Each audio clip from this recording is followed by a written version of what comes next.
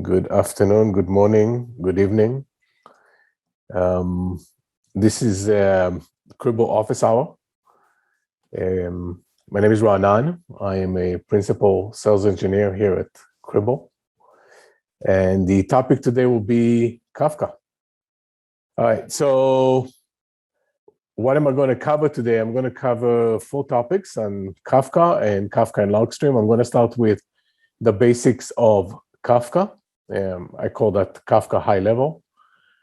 Then I'm going to jump into the Kafka and Logstream. Are we friends or are we not? And we'll talk about those kind of use cases and areas that we complement and those that we do not. Then I'm going to jump into a little bit of a demo, and then we'll go into best practice, a few kind of points that that as you add Kafka as a source or Kafka as a destination, you want to consider. And then the last part that I wanted to go after is I'm going to go and cover quite a few production use cases that how customers are actually using the two together. And we're just talking about, obviously, the friends part of the Kafka and Logstream. So that's pretty much what I want to cover today. And with that, let me start with the Kafka high level section. And so Kafka, whenever we look at Kafka, Kafka has by far dominated the market as far as the Kafka messaging, the streaming part of Kafka, the ability of doing a truly fast, scalable, truly fault-tolerant pub-sub messaging system. There is multiple systems that came before it. They have their own competitors, but currently, as far as the piece that they dominate the market by a milestone at this point is the Kafka messaging. It's the ability to store data actually to 7 days by default on the file system. And there can be this single point where you can send all of your data and store it. And then you have the ability to produce data, in other words, store data into Kafka, and the ability to read data from Kafka. And that is Kafka messaging. Also, and this part complements Logstream. So that's the friend part of Kafka. Another part of Kafka that whenever you talk to Kafka sales team that they sell and they push is the Kafka streams. And that piece of software, for the most part, competes with Logstream. There is a lot of overlaps between Kafka streams and Cribl, between Cribl Logstream. And so those two this is where we see some friction between the two products. From a business point of view, give or take, however many months ago June was, last year, Kafka, the business of Kafka, which is called Confluent, that's the company that took open source Kafka and commercialized that product. They went production in June. And as of the last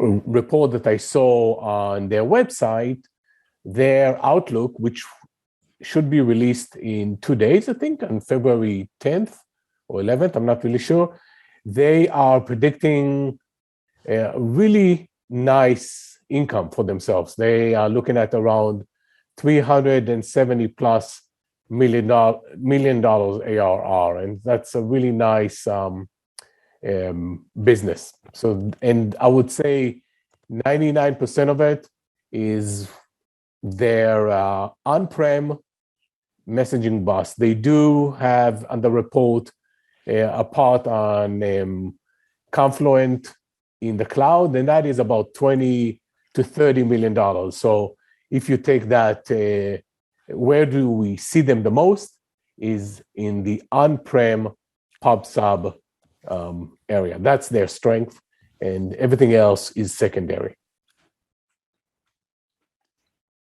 From a technology point of view, when we look at Kafka, we see it as a fairly simplistic way of looking at the world. In other words, they have the capabilities of producers send events to the Kafka cluster. The Kafka cluster may be 1 node, 10 node, or 1,000 node brokers.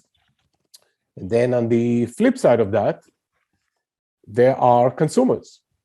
Consumers read data from Kafka cluster, and whenever we talk about consumers, we're talking about pulling the data. Nobody's going to push the data to a consumer. It's mainly a pull mechanism. And the part in the middle, which is the key to Kafka, this is the ability to store data. They do that for a little bit in memory, but for the most part, Kafka is storing the data on disk. And so that's kind of the technology from a high-level point of view. The complementary solution that they have, they call that Kafka Stream and KSQL databases. This is the part that, for the most part, we see it as the competitor part. It's a piece of technology that allows you to do things like enrichment of the data. They actually allowing you to do stateful mechanism because they store the data in Kafka. But for the most part, the assumption with Kafka Stream and KSQL databases is the ability to go in and out of the Kafka cluster, the broker, and retrieve data from it and store the data, those events, back after they manipulated the data. So that's where we see a Kafka Stream. We see Kafka Stream as a fairly complementary solution on top of the broker. And again, I did not want to go too much into each one of those, but that's kind of the high level. Whenever we look at Kafka in production, the simplistic world of here is a broker, and here's a bunch of producers that's sending data to the broker, and here is a bunch of consumers that read the data, kind of, I wouldn't say fall apart, but it's getting to be much more complicated. In other words, the slide that I showed you earlier around brokers, and the brokers have the ability to receive data and then also giving you ability to consume the data from it. This is the part right here in the middle. It's called the Kafka Brokers. And by default, Kafka actually recommends a minimum of 5 of those because of fault tolerance and rebalancing and the like. So that's the Kafka Broker. That's the piece right here. At some point, Zookeeper was really important. And in the demo that I'm running, Zookeeper is the one that keeps state, the one that keeps configuration, the one that keeps a lot of the knowledge is done through Zookeeper nodes. However, in the latest releases of Kafka, they're moving away and they're getting rid of Zookeeper. So that's a kind of another part of it. Again, you'll see 5 boxes here because when you look at the recommendation for production, they're talking about having an uneven number of Zookeeper nodes, and they also recommend a minimum of 5 of those as the minimum. Right here on the right, there is this box called Confluence Control Center. So if you download Kafka, the open source, you won't get this. You will not get any UI whatsoever. But if you download Confluence version of Kafka, they have a fairly decent management console. They call that the Confluent Control Center that allows you to add brokers, rebalance things, create new topics. So everything is done through a UI. So that's this part right here. Another part that is important is the one we mentioned, the Confluent KSQL or streaming. Those are, for the most part, do not come with Kafka, but can be added to it. So that's another part. They have the Confluent REST APIs, so you can use a REST API to access Kafka and retrieve data from Kafka. And then there is another piece that is kind of important. That is the Confluent schema registry. In Cribl, we do support that. It's the ability to store schema. And basically, if it's an Avro file that you want to store in Kafka, and Avro is binary, you can use the schema registry, the Confluent schema registry, to understand what is the what are the rows and columns of those files. And so that's the schema that you can now you can store in part of this ecosystem. And the last part here is Kafka Connect. Kafka Connect is important not because Cribl is using it, it's because Splunk is using it. Kafka Connect is the way that when you look at Splunk and you look at the Splunk app for Kafka, and I might be butchering the name, they might calling it something slightly different, they use the Kafka Connect mechanism, which is its own set of workers, own set of Java virtual machines that allows you to go in and retrieve data from Kafka and actually send data to Kafka. And in the case of Splunk, they're using the Kafka Connect. We in Cribl do not use it. And so that's kind of the technology details, so to speak. Whenever you do use Kafka in production, you will get to this level of configuration. And so, as I mentioned, this part right here, the Kafka Brokers, can be from 1, 2, 10, or 4,000 Kafka Brokers. And so whenever you look at use cases that were published on the web by Netflix and a few of the others, users of Kafka, you're talking about thousands of these brokers.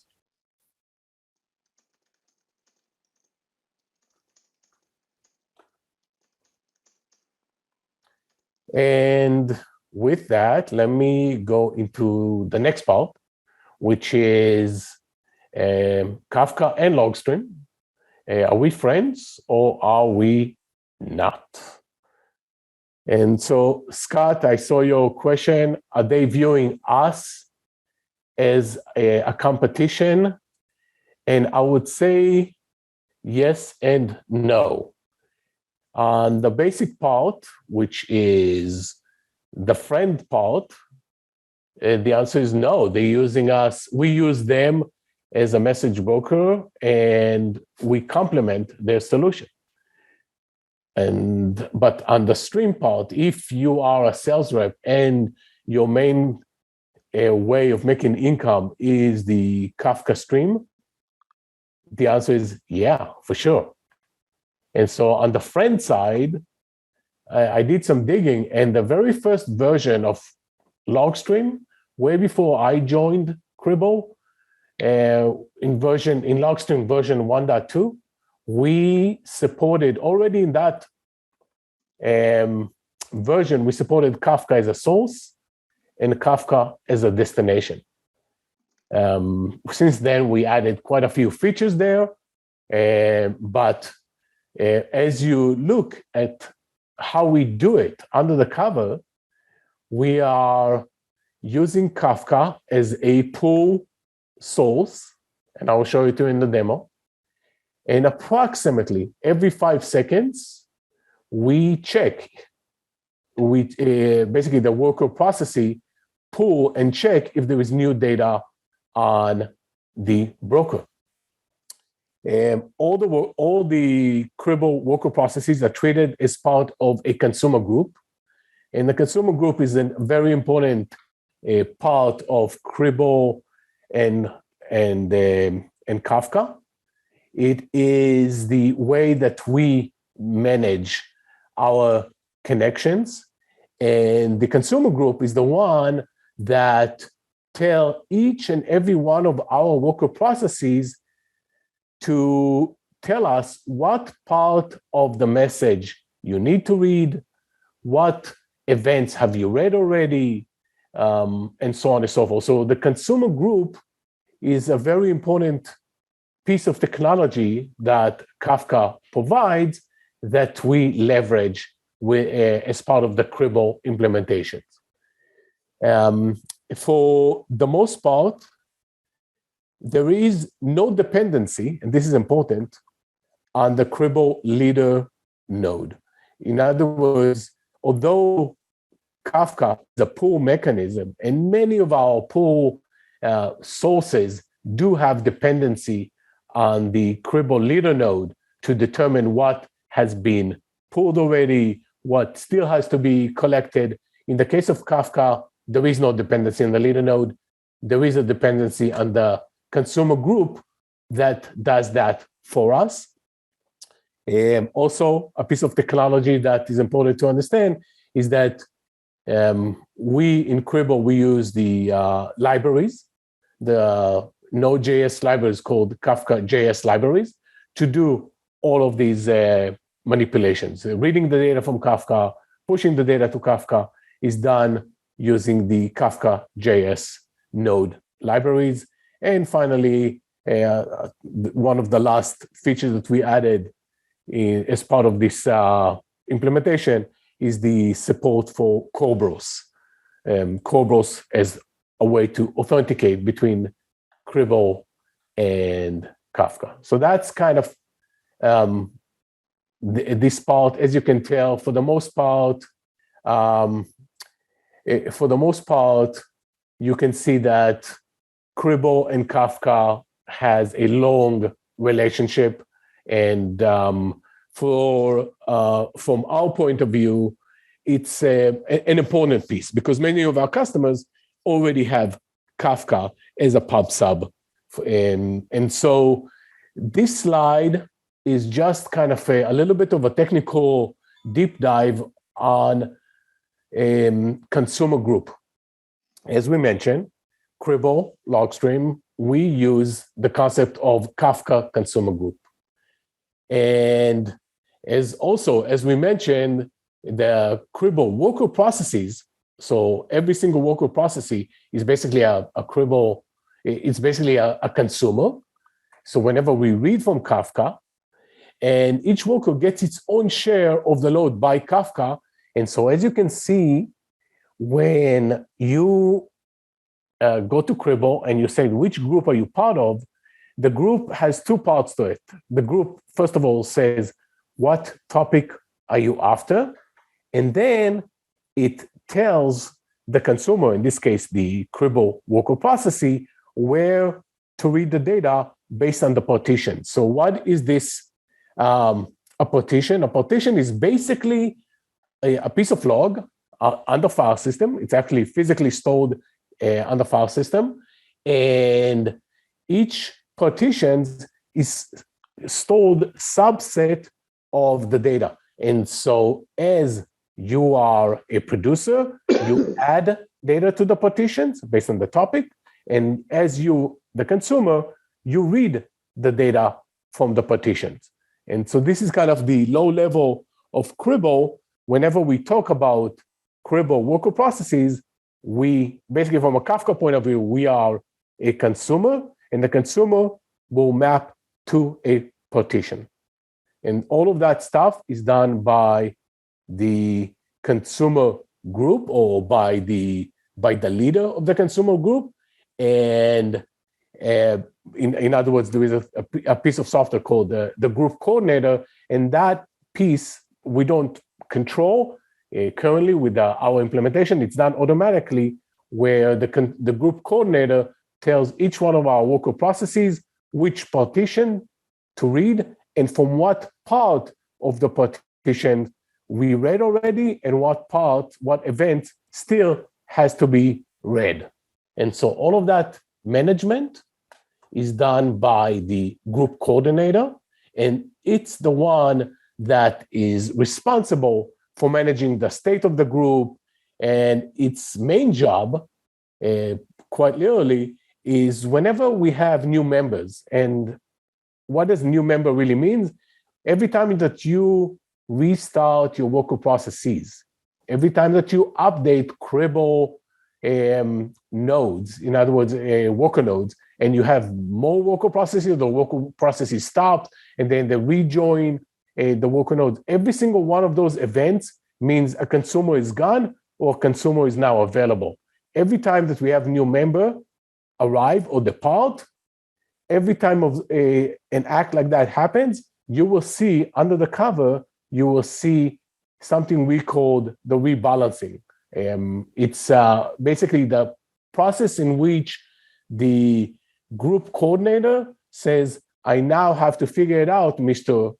Worker Processee, which part I'm giving you to reread or which part you have read already. Everything here is done by automatically. So from an end user, you don't have to worry about it. However, I'll touch upon that in the best practice.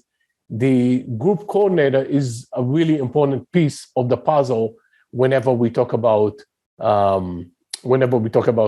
Cribl and Kafka. So that's kind of, sorry about the truly deep dive, but that's how it's done under the cover. And that is the importance of Cribl with Kafka Group Coordinator. And that's the way our engineering implemented this solution. With that, let me go out of slides and into the demo. And in the demo, I'm going to dive into the give or take 6 different options that we have to work with Kafka. Turns out that with the current version of Cribl, we have Kafka as a source, Kafka as a destination, Confluent, the paid version, have a version that they support in the cloud. As I mentioned, they give or take, based on the latest report, they reported about $20 million ARR just on this part. So we have that as a source and destination. And the final one, Azure itself, Azure Event Hub, both source and destination are nothing but Kafka as well. And so with that, let me go into my demo. And let me click on one of my default worker group, and let's go into a source. And so as we mentioned in Cribl, if you want to read data from Kafka, you go to the pull section of Cribl, and either you click on Confluent Cloud to read the data from the cloud, Azure Event Hub, again, another Kafka version, or the one that I have here is just a simple on-prem Kafka. And what I have here, whenever you set up Cribl, you tell Cribl, Logstream, where is your Kafka broker resides, what IP, what host. And from that point on, the next part is you have to tell Cribl which topics, and you can have multiple topics here, which topics you would like Cribl to read from. And the next part is, now that we have the topics, the next part that is important for that puzzle is to specify what consumer group, the one that identified which partition you're going to read from, are you part of? And so you can have multiple group IDs. In other words, you can add more and more Kafka mapping of a group ID and a topic. So that's another part whenever you configure Cribl. And then the flag here that we see is from the beginning or not from the beginning. It basically tells Cribl, I'm going to read the data from Kafka and I'm going to go to a specific topic. Should I go to the beginning of the partition or not? And this one is really just important in the initial part. After that, the consumer group knows what you already read and so on and so forth. So that's kind of a few parts of the configuration. We do support the TLS. We do support the authentication that we mentioned earlier, the Kerberos, and a few other options are part of this integration. And so if you do set up the latest and greatest Cobros, you have to provide the key tab and the principal. And there is another piece that you can specify the Cobros service class. So there is a few settings here that I don't have in my demo, but are part of these capabilities of Cribl and Kafka. The other part that we mentioned is schema. What if you have Avro files that are binary and and there is not really an easy way to read the schema? Cribl also support the schema capabilities of Kafka, and usually that's a different engine by itself. It does not necessarily going to go to the broker, but it has that kind of schema registry is another capability that we support. And the last part that is kind of important to note is this kind of capabilities of session timeouts, and it's kind of all the different configurations that Cribl expose to make sure that whenever we join a group, whenever we talk to any consumer group, there is boundaries about how long do we wait, the rebalance timeout. It's also another important piece. And so whenever we talk about best practice, we definitely talk about many of these flags that Cribl exposes to make sure that we join the group, we depart the group, whenever there is a rebalance, and every time there's a rebalance, we are unable to read from Kafka. So all of those kind of capabilities are part of the advanced settings of the Kafka source. And just kind of to finish this part of the demo, I have, in this particular case, I have a Kafka system running. And as you can tell, there is no UI involved in this Kafka environment. The top box here is just my Cribl system running. The box on the left is Zookeeper. In my case, I have the open source version of Kafka and I use Zookeeper. And the box right here is basically the broker. Yes, please, ketchup. And mustard. Exactly. And as part of the Kafka Broker, you can see that when Cribl joined the Kafka Broker, the group name that I gave Cribl was part of the Cribl Broker was designed to tell Kafka the name of the group and the name of the topics that we are interested in. And so that some of the information that you are able to see as far as rebalancing, and there is kind of every time there is a new worker process join, you can see all of that information available in the Kafka logs, or if you use Confluent UI, you can see a lot of the stuff in a much nicer way.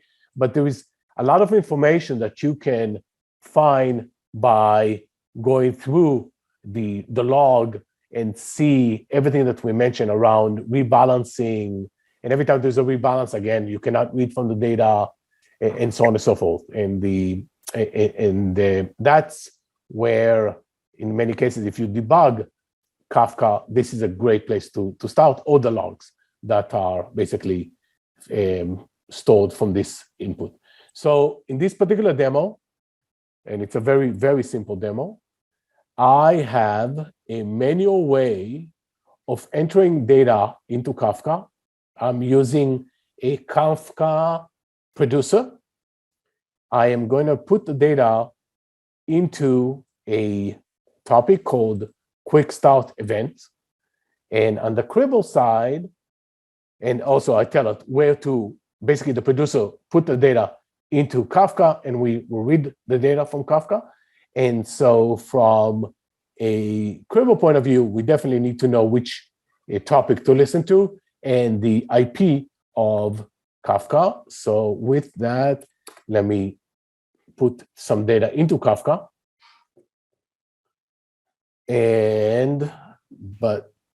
So as I'm starting, 1 second. It looks like I have some errors.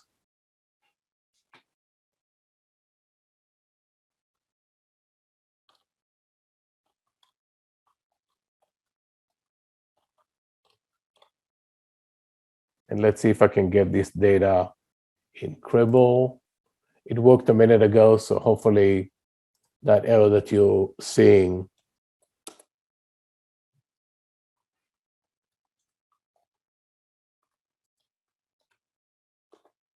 will appear in Cribl. And yes, it does. So the warning is just a warning of some timeout. And so this is kind of a very simplistic way of seeing Kafka in Cribl.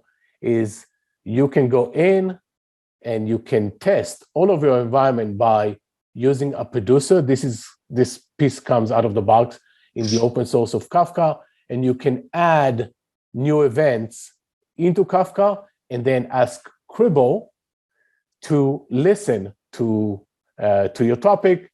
And as you can see from here, this is as simple as that from a Cribl's point of view as the source. On the destination side, very similar to the sources, you will see Kafka, and there is slightly different flags that whenever Kafka is not the source, but Kafka is the destination, you will see things like which topic you want to send the data to. The acknowledgement is the whole notion of confirmation that the data made it into Kafka.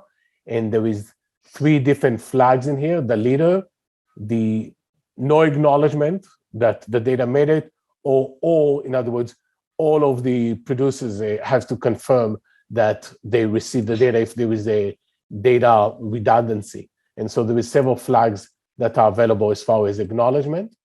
The data format that we in Cribl send to Kafka comes in 2 flavors, either a JSON or raw. As far as compression, you can either have no compression at all, use gzip or snappy, and there is also pros and cons for using one or the other. Gzip has probably the best compression, but it takes longer to compress the data. Snappy has not the best compression. It probably gives you maybe 50% compared to raw, but it does it in a much faster manner. So there is several flags here that you can use to get more data from a performance point of view when you send data to Kafka. And so that's kind of the information that you can provide. Another piece of information that's really important, and I'll talk about in the best practice, is there is this flag that allows Cribl to dynamically set up the topic. We call that __ topic out. You can build a pipeline, and instead of having all of the events go to your event that you specified as the destination, you can actually specify that on the fly. And so that's kind of as a best practice point of view. Obviously, as you expect, if Kafka is down, we can enable persistent queuing. And there is a few other flags that are important for this set. It's the whole notion of what's the size for each record. And so this is pretty much set up to very close to the max event size of Kafka itself, and how many events can you send in a single batch. And so there's several flags right here that are important to understand whenever you talk about Cribl and Kafka as a source as well as a destination. And as I mentioned, Confluent as a cloud is another one. And the last one is Azure Event Hub is also yet another implementation of Kafka. And actually, when you hover over that, all of those things, all of those flags will look really familiar compared to the basic Kafka implementation. Bottom line, that we're even calling it a broker. So that's pretty much what I have as far as this section of the demo, just to show you there is a lot of capabilities that we enable between Cribl and Kafka.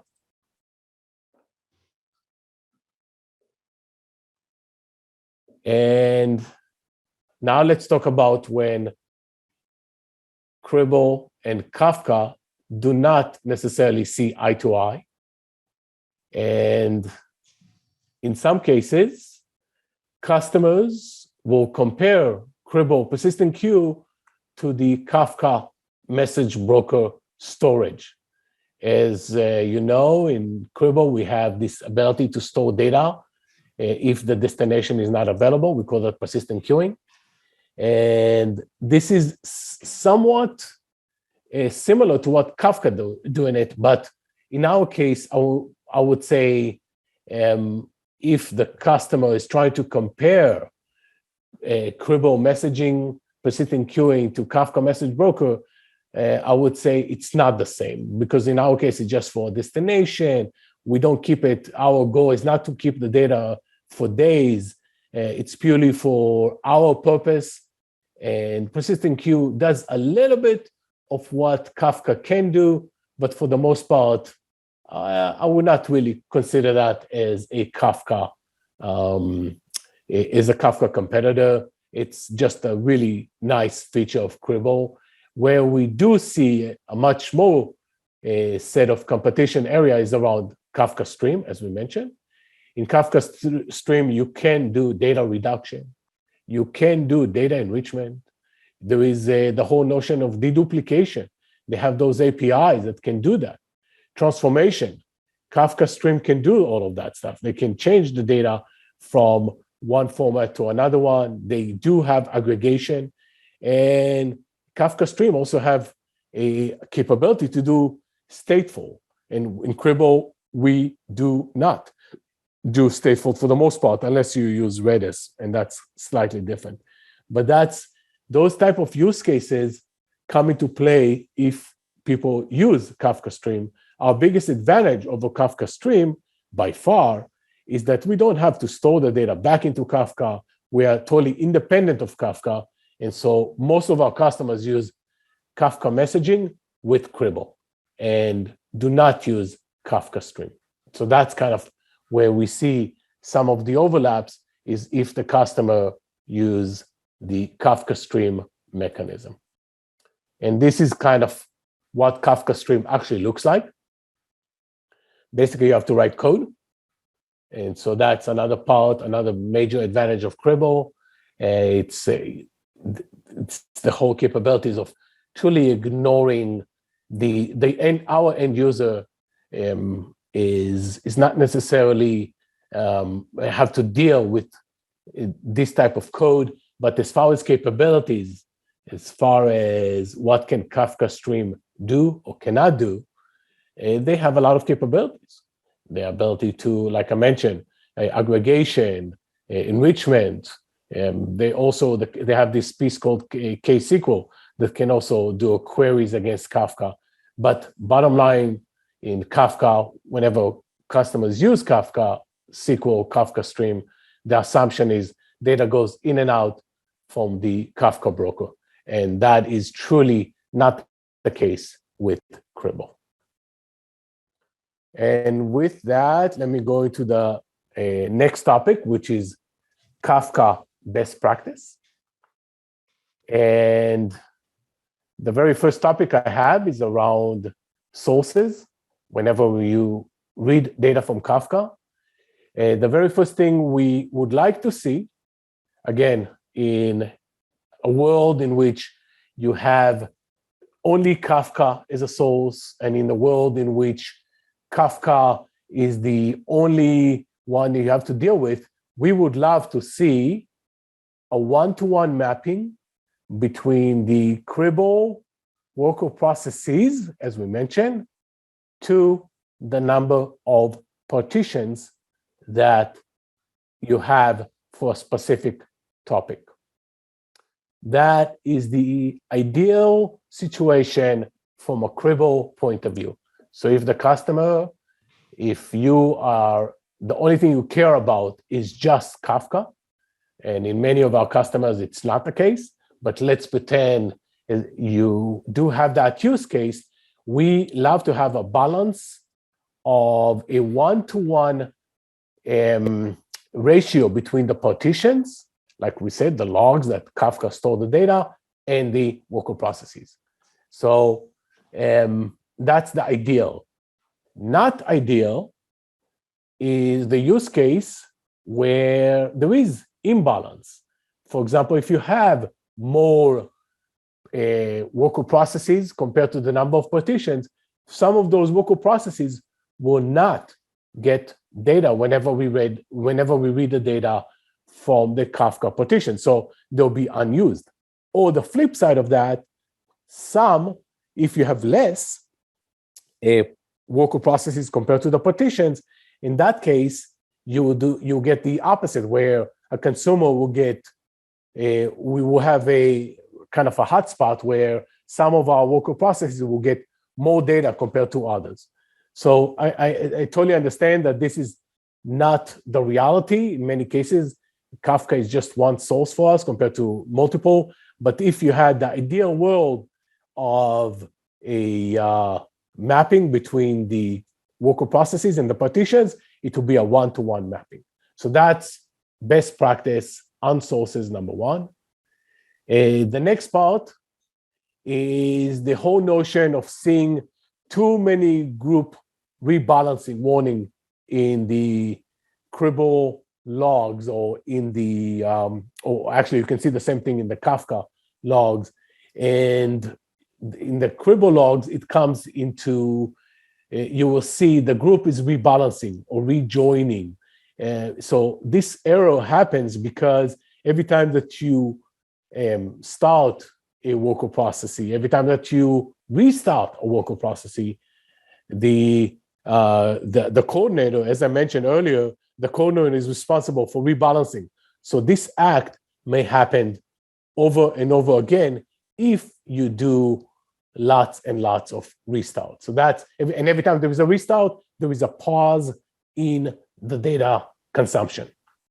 And so to avoid some of those rebalancing, to avoid some of those issues, some of our customers, some of the Cribl customers went to the same advanced setting that I showed you earlier, which is a session timeout.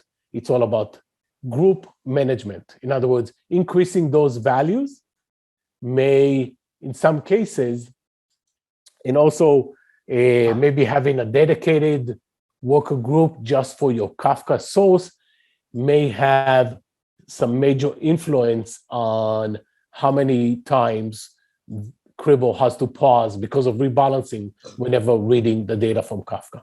Again, these are all kind of part of the best practice as far as how do you tune Cribl and Kafka. And so those, whether or not it's a one-to-one mapping between the worker processes and the partitions, or increasing the flags, the timeout flags, whenever we talk to the consumer group, those might help on seeing a better performance and less restarts of the reading. And one more thing that I saw is kind of when I was digging this kind of best practice is we have some customer that all of a sudden report that all of a sudden the Kafka source start failing, and it's usually because somebody else, another Cribl instance, funny enough, just use the same default group name, which is Cribl, and with the same topic. And at that point, it will pause. One of them will not be able to read from Kafka. And so there is a simple workaround to that. Just change the group ID. It's part of the UI. And don't select it from the beginning. At that point, you can continue reading wherever you read before. So those are kind of best practice on the source. On the destination side, as far as best practice, we have, as I mentioned earlier in the demo, the whole notion of __ topic out. So we have many customers who use that as far as a best practice to tell Cribl on the fly. In this particular demo, I have 2 versions of SNMP, and if it's SNMP version 2C, or if it's SNMP version 3, I set up the Cribl to send the information to a different Kafka topic. We definitely recommend people to use this to apply topic name dynamically instead of statically through the just the destination. So that's one best practice. And another best practice that we saw really work well is by default, as I mentioned, again, on the destination is if Cribl is limited by the size of each event. Each event by default is 1 megabyte, or what we have set up here is 768 KB. And if you have larger events, or even if you want to push more data, we highly recommend you use the snappy compression just to get about 50% more out of your, as you send data to Kafka. So snappy can be very beneficial as far as sending more data to Kafka. So that's, again, best practice. And with that, I'm going to go into the last section, and that is how are customers using Cribl and Logstream, Cribl, Logstream, and Kafka in production currently. And so this use case, it's a customer that use Kafka as a source. And in this particular case, that customer has many, many other sources that do not go through Kafka, but they do have several that do use Kafka. And in this case, Kafka is the source. We enrich the data from Kafka, and then we route the data from Kafka to the customer's SIM solution, to Elasticsearch, and to S3. And so this is how we can complement Kafka as a source. In addition to that, for that particular customer, they had several other sources that has nothing to do with Kafka, and Kafka was part of the ecosystem as yet another source. So this customer is in production right now, and that's one example. I found another example where this is a different customer that use Cribl before they send the data to a Kafka. In this case, Kafka is a destination. And in this case, Kafka is actually sending it to a different system, to some alerting capabilities. So this particular customer, if they use Splunk as one of the data sources, and whenever they see specific key value pair, they send the data. If it matched the criteria, they send the data to Kafka, and from Kafka, it goes to yet another system that use Kafka as a consumer. So from Cribl point of view, Kafka is a producer. We use Kafka as a producer, and there is a consumer on the right side here. Also, this customer is using a SIM solution, and also this customer is using Splunk as a destination, as well as syslog and Splunk HTTP Event Collector are some of those sources. So Kafka, in many cases, is part of the Cribl ecosystem for many of our customers.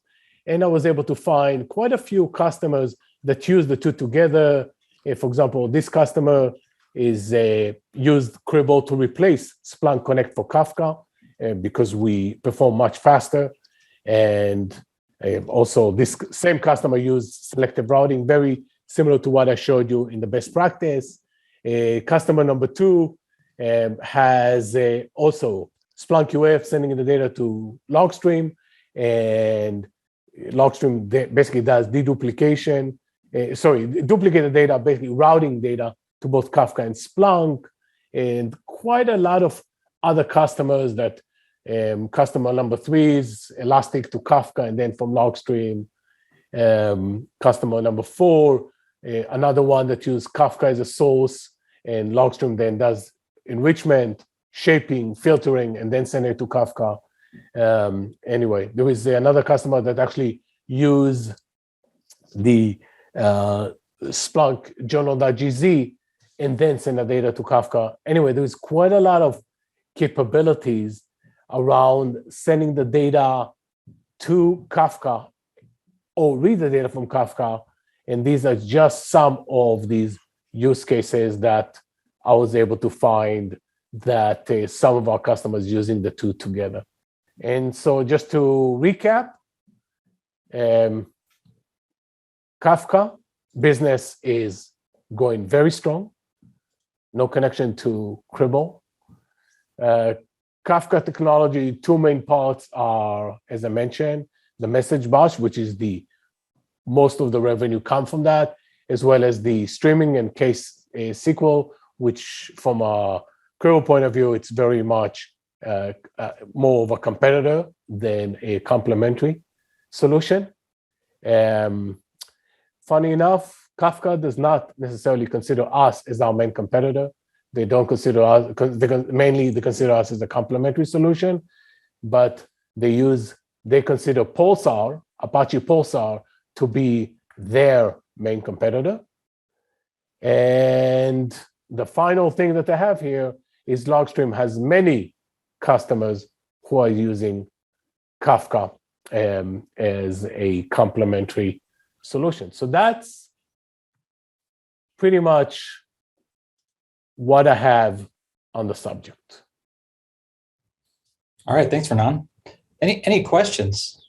And I'll keep recording if we have to go over for those folks that have to drop at the top of the hour.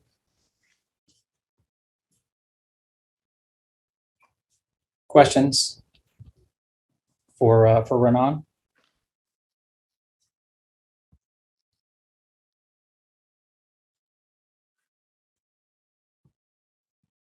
All right. Well, I appreciate it. We all appreciate it, Renan. Thanks, Renan. Did I hear a question?